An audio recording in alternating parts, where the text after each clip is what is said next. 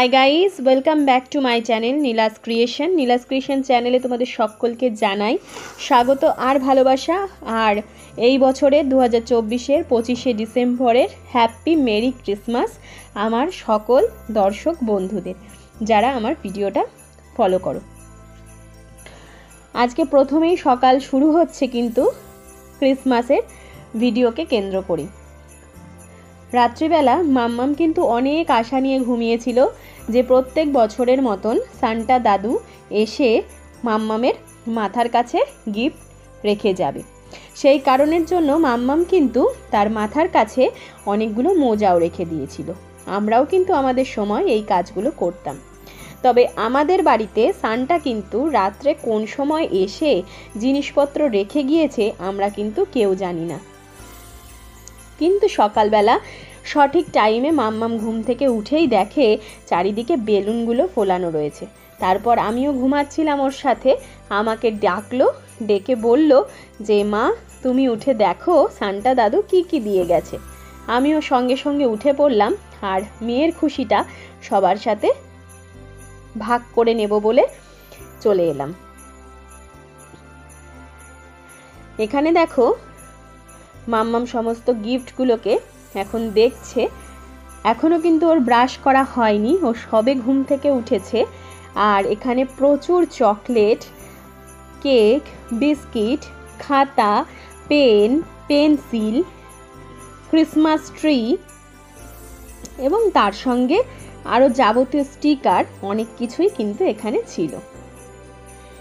তো সেই আনন্দগুলোই আমি আর তোমাদের দাদা দুজনে মিলে মাম্মামের আনন্দগুলোকে দেখছিলাম। ছোটবেলার এই দিনগুলো বড্ড সুন্দর, খুব স্বাভাবিক।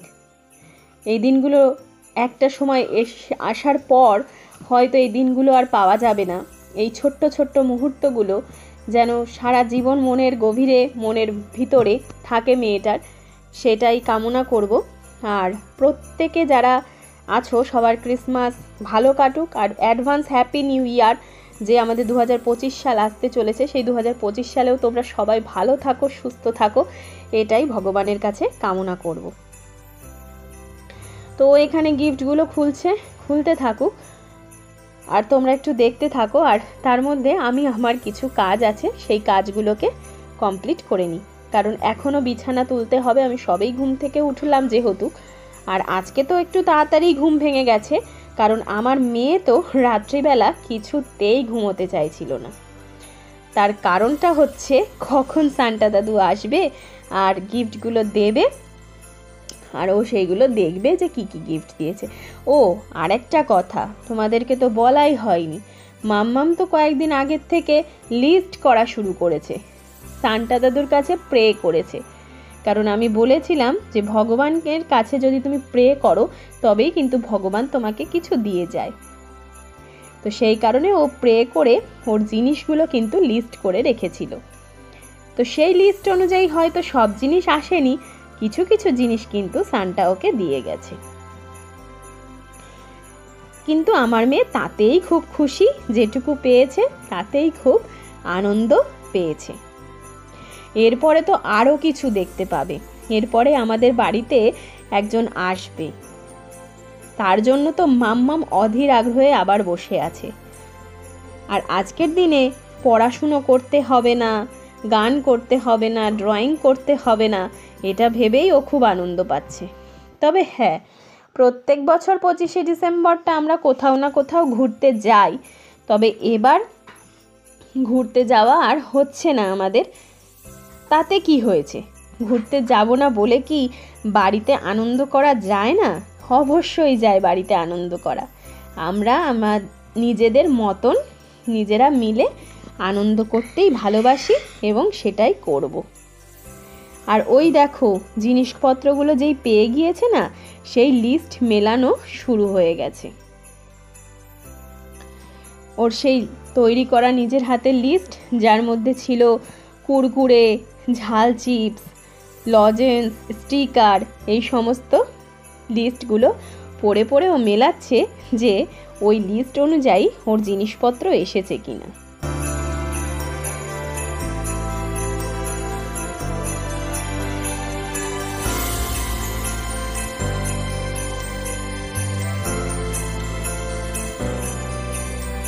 এই দেখো, আমি কিন্তু বিছানাপত্র তুলে ফেলেছি আর মাম্মামকে বলেছি সমস্ত গিফটগুলো যত্ন করে রাখো। এরপর তো সবাইকে দেখানো শুরু, আর যারা বাচ্চারা আমাদের ঘরে আসবে তাদেরকেও তো কিছু দিতে হবে।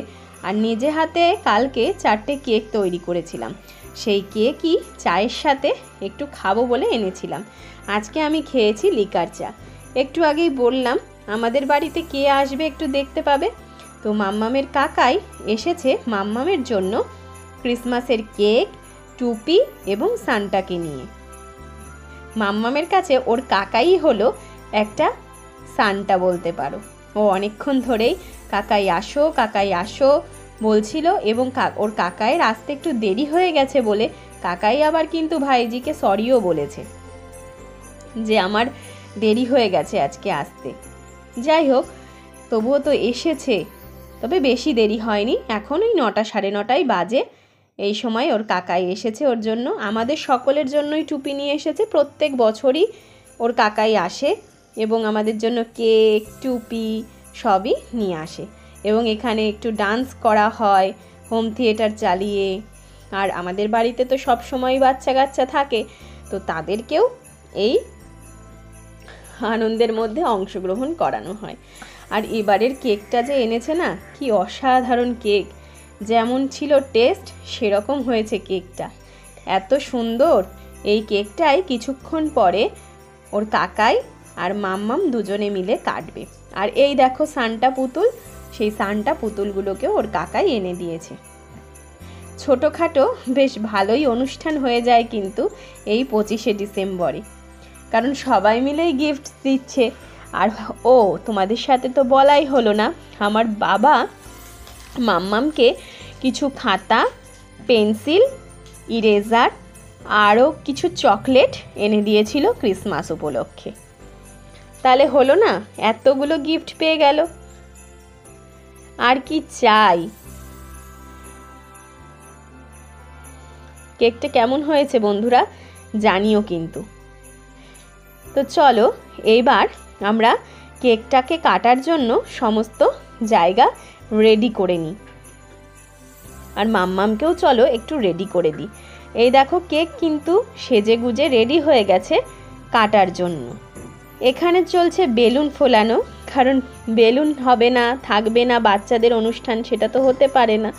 তো বেলুন ফোলানো চলছে এখানে। আরও বললাম আমাদের বাড়িতে সবাই ছিল, তারাও এখানে পার্টিসিপেট করেছে, অংশগ্রহণ করেছে। আর ওই যে হোম থিয়েটার চালিয়ে দিয়েছি, সবাই একটু হালকা নাচ টাচও করছে।